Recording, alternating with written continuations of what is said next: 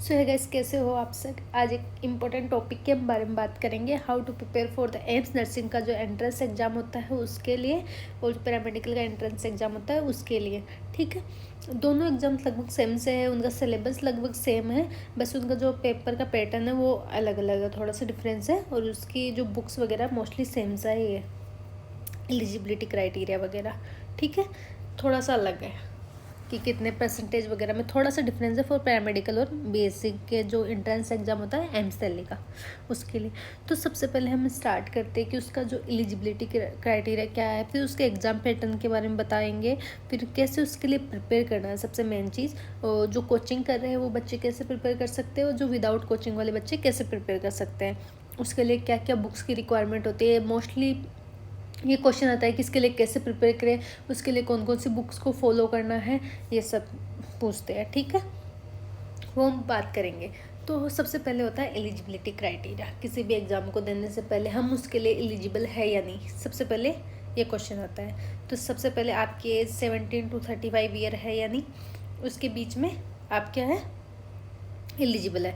इसके लिए आप अनलिमिटेड अटैम्प्ट दे सकते हैं, जैसे आईआईटी में होता है कि आप कितने अटैम्प्ट दे सकते हो, उसका फिक्स है। ठीक है, इन सब का जो एज क्राइटेरिया होता है वो इसके लिए क्या है, अनलिमिटेड है अटैम्प्ट्स। ठीक है, फिर जो एज होता है वो 17 to 35 ईयर हम मानते हैं। तो फिर आता है एजुकेशनल क्वालिफिकेशंस। तो आप क्या है, या तो पास्ड आउट है किस साल, अभी मान लो आपको देना है 2025 में, जो मई में पेपर होगा, मई जून में पेपर होगा, या फिर मार्च में इसके फॉर्म निकलेंगे। ठीक है, उसमें क्या करना है, आपको क्या है, एग्ज़ाम का फॉर्म रजिस्ट्रेशन करवाना है, और आप अभी 12th में, यू कैन डू इट। ठीक है, आप अभी 12th में हैं, आप फॉर्म भर सकते हो। आपने पास कर लिया पिछले साल, आप फिर भी फॉर्म भर सकते हो। ठीक है, 12th पास आउट हो, रिसेंटली अपेयरिंग हो रहे हो एग्ज़ाम में। ठीक है, फिर इसके लिए मेन चीज़ है, आपको PCB plus English, physics chemistry bio plus English से पास आउट होना चाहिए। ठीक है, ये चारों सब्जेक्ट्स की, क्योंकि मार्क्स जो होते हैं वो रिजर्व्ड और ओबीसी कैटेगरी के लिए 55% होने चाहिए 12th में मार्क्स, इन चारों में मिला के। ठीक है, पीसीबी प्लस इंग्लिश में मिला के, और जो SC/ST है उसमें 50% हो जाए for AIIMS BSc honours nursing. Paramedical के रेशियो थोड़ा सा डिफरेंस हो जाता है। पैरामेडिकल में जो मार्क्स होता है इसमें 50% चाहिए, इसमें 45% चाहिए। ठीक है, थोड़े से कम मार्क्स की ज़रूरत है 12th में, इन चारों सब्जेक्ट में मिला के। तो आप सब काउंट कर लेना, जिन्होंने पास कर लिए 12th, और जिन्होंने पास करी है तो वो क्या हो सकते हैं, अपेयर हो सकते हैं प्रोविजनल तरीके से। फिर वो बाद में आपकी मार्कशीट वगैरह check at the time of admission check करेंगे। ठीक है, कौन अप्लाई कर सकता है। अब जो एम्स BSc ऑनर्स नर्सिंग है उसमें क्या क्या होता है कि ओनली फीमेल्स अप्लाई कर सकती है, मेल्स उसमें क्या नहीं ले सकते, पार्टिसिपेट नहीं कर सकते रजिस्ट्रेशन में। बट जो एम्स का जो पैरामेडिकल एग्जाम है उसमें क्या हो सकते हैं, फीमेल एंड मेल दोनों क्या है, पैरामेडिकल के लिए अपेयर हो सकते हैं। ठीक है, उसके बाद में क्या है, एम्स का एक और पोस्ट बेसिक का एग्ज़ाम होता है, पोस्ट बेसिक नर्सिंग का, जो क्या है GNM के बाद वाले बच्चे करते हैं। तो GNM के बाद वाले बच्चों के लिए क्या है कि मेल एंड फीमेल दोनों अप्लाई कर सकते हैं। फिर होता है एग्ज़ाम पैटर्न कैसा होता है, इसका एग्ज़ाम कैसे क्लियर करते हैं। जो इंग्लिश और हिंदी वाले बच्चे हैं उनका क्या ओनली इंग्लिश में आता है, क्या ओनली हिंदी में आता है, कि ऐसा नहीं है। सबसे पहले तो जो एग्ज़ाम होता है वो ऑनलाइन होता है, CBT कंप्यूटर बेस्ड टेस्ट होता है। जैसे पहले एक एम्स का जो एग्ज़ाम होता था अलग से, उसके जैसा होता है, पेन एंड पेपर पे नहीं होता है, कंप्यूटर बेस्ड है।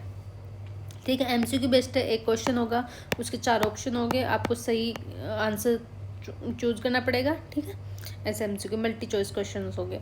ठीक है, फिर होता है बाइलिंगुअल एग्जाम। अगर कोई बच्चा हिंदी मीडियम से है तो वो क्या कर सकता है, ऊपर अगर एक ऑप्शंस आते हैं, एक जो लैंग्वेज होती है पेपर का उसका चेंज करने का। अगर आप हिंदी मीडियम से तो आप इंग्लिश में क्या हो सकते हो, हिंदी में दे सकते हो पेपर, इंग्लिश मीडियम से तो इंग्लिश में पेपर दे सकते हो। और आपको कोई वर्ड हिंदी का समझ नहीं आ रहा तो स्विच करके किसी भी पेपर के बीच में इंग्लिश में जाके उसका वो देख सकते हो। ठीक है, फिर मैंने पिछली क्लासेस में भी बताया था कि जो एग्जाम में पेपर का पैटर्न होता है उसमें क्या होता है, 100 क्वेश्चन आते हैं। 100 क्वेश्चन में 30 फिजिक्स आता है, 30 केमिस्ट्री आता है, 30 बायोलॉजी आते हैं। ठीक है, 30 और 10 क्या होता है, GK आता है। अगर आप एक क्वेश्चन पूरा मैक्सिमम 100 मार्क्स का होता है, अगर आप एक क्वेश्चन सही करते हो तो उसके लिए आपको मिलेंगे +1, अगर आप इनकरेक्ट करते हो तो उसकी नेगेटिव मार्किंग है -1/3। ठीक है जी। फिर उसके बाद में आता है कि जो MCQ इसमें बताया मैंने 100 क्वेश्चन, 30 फिजिक्स के आएंगे, 30 बायो के, 30 केमिस्ट्री के, 10 जीके के। ठीक है, ये तीनों आपके अगर स्ट्रॉन्ग हो गए जीके के, आप 1-2-4 दिन पढ़ के भी जीके के, मतलब कि जो रिसेंट जीके है किसी के भी, जैसे उत्कर्ष में एक गौरव सर क्या पढ़ाते हैं, जीके पढ़ाते हैं, वो 1 साल का जीके क्या है कवर करवा देते हैं। तो उससे, या फिर बहुत सारी ऐसे है जिनसे आप क्या है जीके प्रिपेयर कर सकते हो 2-3 दिन में। तो बहुत ज़्यादा टफ जीके नहीं आता है, जो रिसेंट कुछ भी हुआ होगा उसके अकॉर्डिंग ही जीके आता है। ठीक है, तो उसमें होता है, एक होता है एम्स पैरामेडिकल। ठीक है, एम्स पैरामेडिकल में क्या है 90 क्वेश्चन आते हैं, जिसमें 30 फिजिक्स आते हैं, 30 केमिस्ट्री आते हैं, 30 बायो आते हैं। ओनली फिजिक्स केमिस्ट्री बायो आते हैं, इसमें जो 10 जीके के क्वेश्चन है वो नहीं आते हैं। ठीक है, सेम क्राइटेरिया है, एक क्वेश्चन जो करेक्ट आंसर के लिए +1 और इनकरेक्ट के लिए -1/3। अब सबसे मेन क्वेश्चन आता है, इसके लिए प्रिपेयर कैसे करें। ये सब तो पता कर लिया हमने, कैसा क्या पैटर्न आता है, कैसा क्या एग्ज़ाम का है, ये सब तो पता है। प्रिपेयर कैसे करना है, प्रिपेयर कैसे करना है 2 है, एक तो होते हैं कोचिंग, एक होता है नॉन कोचिंग। जो कोचिंग वाले हैं ना, उनको एक्स्ट्रा पढ़ने की कुछ ज़रूरत नहीं है। आप क्या पढ़ रहे हो, NCERT पढ़ रहे हो तो फिजिक्स केमिस्ट्री बायो के लिए। ठीक है, फिर आपको कोचिंग से क्या होता है, मॉड्यूल्स या क्वेश्चन बैंक, जो भी आप बोलते हो, अलग अलग बोलते हैं, मॉड्यूल्स या क्वेश्चन बैंक मिल रहे हैं हर टॉपिक के, हर सब्जेक्ट के। ठीक है, उनको सोल्व कर रहे हो। ठीक है, इसके अलावा अगर आपको कोई बुक पूछे तो ऐसे और बुक पढ़ने की ज़रूरत नहीं है, बस एक NCERT की बुक्स आती है फिंगर टिप्स करके। ठीक है, NCERT की फिंगर टिप्स बुक आती है, वो क्या कर सकते हो, आप बाय कर सकते हो और वो खरीद सकते हो। ठीक है, ये हो गया कोचिंग वाले बच्चों को, एक्स्ट्रा कुछ भी करने की ज़रूरत नहीं है। एम्स नर्सिंग का पेपर नीट के पेपर के जैसा ही आता है, जो पहले वाला नीट, अब तो बहुत ईजी हो गया ये, लेकिन अगर एम्स नीट के अभी नीट के पेपर जैसा नहीं आता, नीट से थोड़ा सा टफ आता है। ठीक है, नीट के पेपर से टफ आता है। और जो पहले जो एम्स का पेपर होता था एंट्रेंस एग्ज़ाम, उसके जैसे से क्वेश्चन आते हैं हिंदी में, लाइक कोई लाइन देख के उसके ये करेक्ट है या नहीं, उसके जैसे सा। ठीक है, जो केमिस्ट्री और बायोलॉजी है वो उसके जैसा सा आएगा।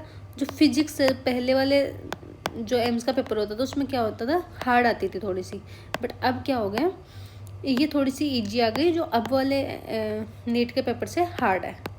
ठीक है, तो अगर आप प्रिपेयर कर रहे हो, लेकिन आप किसी कोचिंग में प्रिपेयर कर रहे हो, तो कोचिंग वाले क्या करते हैं, हार्ड से हार्ड पेपर को भी क्या करवाते हैं, सोल्व करवाते हैं। तो इसमें क्या है, आप कोचिंग में NCERT पढ़ रहे हो, मॉड्यूल से क्वेश्चन बैंक आते हो, मॉड्यूल से क्वेश्चन बैंक से क्या फ़ायदा मिलता है आपको, हार्ड से हार्ड क्वेश्चन आप उसमें क्या करते हो, सोल्व करते हो।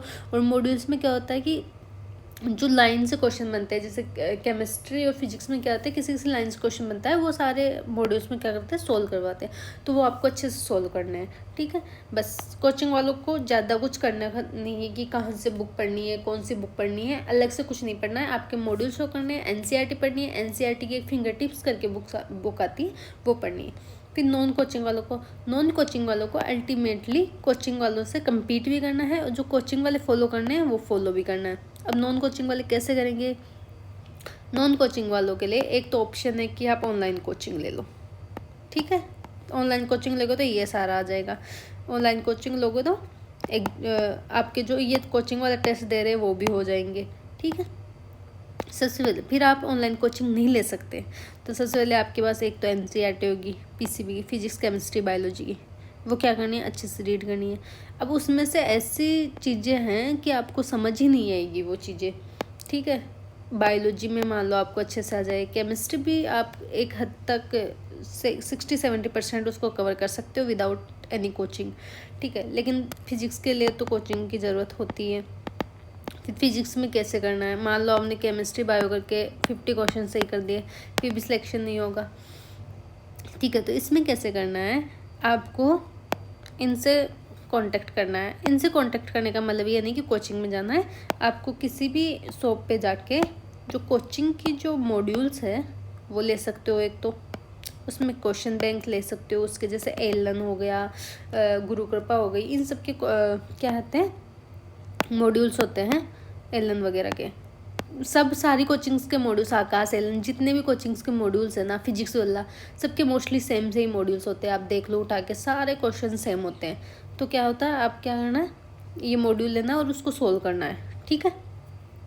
फिर ये है कि अगर उसमें कोई क्वेश्चन आपको नहीं आए तो उसमें क्या करोगे, तो कोई तो होगा आपका जिससे आपको डाउट सोल्व करवा सकते हो, कोई टीचर वगैरह, ऐसे में आपको क्या है ज़रूरत पड़ सकती है। फिर अगर आपका ये है कि फिजिक्स के लिए आप मान लो कोचिंग ले भी लो, तो केमिस्ट्री बायो का क्या है, केमिस्ट्री बायो के लिए एनसीईआरटी सफिशिएंट है, ठीक है। एनसीईआरटी पढ़ना, अब आपको एनसीईआरटी पढ़ तो ली, पर एनसीईआरटी में सॉरी, एनसीईआरटी से ये पता कैसे लगा आपकी जो प्रिपरेशन है वो कैसी है। तो एनसीईआरटी से पता लगेगा आपको, एक फिंगर टिप्स करके बुक आती है, एनसीईआरटी की ही बुक है ये, फिंगर टिप्स, ठीक है। ये एनसीईआरटी की बुक है, इसमें एनसीईआरटी के क्वेश्चन है सारे। तो वो क्या करना है, जैसे आपको एक चैप्टर दिया, आपने कोई भी चैप्टर लिया, ठीक है, बायोलॉजी का, जूलॉजी या बॉटनी का कोई भी चैप्टर लिया, ठीक है, ह्यूमन एनाटॉमी ले लिया जैसे। इसमें क्या किया आपने, क्या किया फिंगर टिप्स बुक से सबसे पहले तो उसमें क्या किया, एमसीक्यू किया आपने। एमसीक्यू में आप देखोगे, आपने मान लो एक बार बुक पढ़ी थी, उसके बाद आपने एमसीक्यू किया। एमसीक्यू में आपको 10 क्वेश्चन है इस एक चैप्टर के, 10 क्वेश्चन ज़्यादा होंगे, मतलब मान लो 50 क्वेश्चन है, 50 क्वेश्चन में आपको 30 क्वेश्चन आ गए, 20 आपके रॉन्ग हो गए, ठीक है, नेगेटिव हो गए। उस 20 क्वेश्चन को मार्क करना है, ठीक है, और उसके एक्सप्लेनेशन पढ़ना है, उसकी जो आपने क्यों वो नेगेटिव हुई है, आपने क्या कोई क्वेश्चन रॉन्ग पढ़ लिया या फिर अच्छे से नहीं पढ़ा, है ना, वो सब आपको मार्क करने हैं। फिर वापस से चैप्टर का रिवीजन करना है। चैप्टर के रिवीजन करने के बाद में वापस से वो क्वेश्चंस एक नए उससे लगाने हैं कि फिर आपके कितने क्वेश्चन होते हैं, मान लो फिर आपके 5 ही नेगेटिव है दोबारा लगाने पे, ठीक है, फिर दोबारा लगाने 5 है, फिर एक बार आपको। तो इसमें बेसिकली क्या करना है, रिविजन इज़ मोस्ट इम्पोर्टेंट, ठीक है। रिवाइज करते जाओ, आपके जो भी एनसीईआरटी का टॉपिक्स है उसको रिवीजन आप रिवीजन करते जाओगे तो आप है ना, किसी भी कोई भी एग्ज़ाम हो, चाहे नीट हो, चाहे एम्स नर्सिंग का हो, चाहे पैरामेडिकल का हो, कोई भी प्रिपेयर कर सकते हो, ठीक है। तो इसमें ये सारी चीज़ें होता है। कुछ लोग ऐसे होता है कि पढ़ रहे हैं फिर भी नहीं हो रहा है, तो होगा, बस आपको क्या करना है, रिवीजन करना है। मोस्टली सबसे किसी भी एग्ज़ाम का मेन है रिवीजन करो। तो सबसे पहले कौन सी, एनसीईआरटी की तीनों बुक्स होनी चाहिए। अब एनसीईआरटी चेंज हो गई है ना, ओल्ड प्लस न्यू करके, कौन सी एनसीईआरटी लेनी है, ठीक है। तो ओल्ड प्लस न्यू में आपको क्या करना है कि जो ओल्ड न्यू वाली एनसीईआरटी लेनी है, ठीक है, उसमें क्या है, ओल्ड वाले के भी सारे टॉपिक्स हैं और न्यू वाले के भी सारे टॉपिक्स हैं। तो सबसे पहले तो आपको ओल्ड वाले सारे टॉपिक्स कवर करने हैं अच्छे से, ठीक है। फिर कहाँ जाना है, न्यू पे जाना है। जो न्यू पे एक्स्ट्रा टॉपिक्स है उनको कवर करना है बाद में। पहले जो ओल्ड एनसीईआरटी के सारे टॉपिक्स है उनको कवर करने हैं, फिर न्यू वाले टॉपिक्स पे जाना है, ठीक है, हो गया डिस्कस। फिर आपको फिंगर टिप्स की क्या लेनी है, एमसीक्यू सोल्व कर ले वो लेनी है, ठीक है। और कोचिंग के मॉड्यूल्स लेने हैं। कोचिंग के मॉड्यूल्स में ऐसा नहीं है कि आप समझ के पढ़ नहीं सकते, में भी टाइम आपको ज़्यादा लग सकता है। नॉन कोचिंग वाले बच्चे एक ऑनलाइन कोचिंग ले सकते हैं, कोई भी बहुत ही 2-3 हज़ार में आपको ना ऑनलाइन कोचिंग मिल जाएगी। जैसे 3-4 हज़ार फिजिक्स वाला हो गया, बहुत सारे ऐसे कोचिंग्स वाले हैं जो बहुत कम प्राइस में आपको ना कोचिंग प्रोवाइड कर रहे हैं, ठीक है। तो this all about the entrance exam of the BSc nursing और पैरामेडिकल, एम्स का जो भी है, ये सारे चीज़ें हैं। तो प्रिपेयर करने के लिए आपको जो नॉन कोचिंग वाले हैं, घर कहीं जा नहीं सकते तो ऑनलाइन ले लीजिए कहीं से, अगर, क्योंकि फिजिक्स बहुत ही टफ है कि आप कोचिंग के बिना मुश्किल है इसको करना, ठीक है। तो this is all about the, अगर इसमें भी आपको फिर भी कोई क्वेश्चन आपका बच जाता है कि, तो आप कमेंट डाउन कर सकते हो, हम डिस्कस कर लेंगे नेक्स्ट वीडियो में, ठीक है। तब तक के लिए बाय बाय। अगर वीडियो अच्छी लगी तो वीडियो को लाइक करें और अपने जितने भी दोस्त हैं उनके साथ शेयर करें, जो कोचिंग नहीं कर रहे हैं, जो कोचिंग कर रहे हैं, ठीक है, और उनका सिलेक्शन नहीं हो रहा है नीट वगैरह में, तो उनके लिए और भी ऑप्शंस अवेलेबल है। और चैनल को सब्सक्राइब करें, बेल आइकन को प्रेस करें। बाय बाय, मिलते हैं।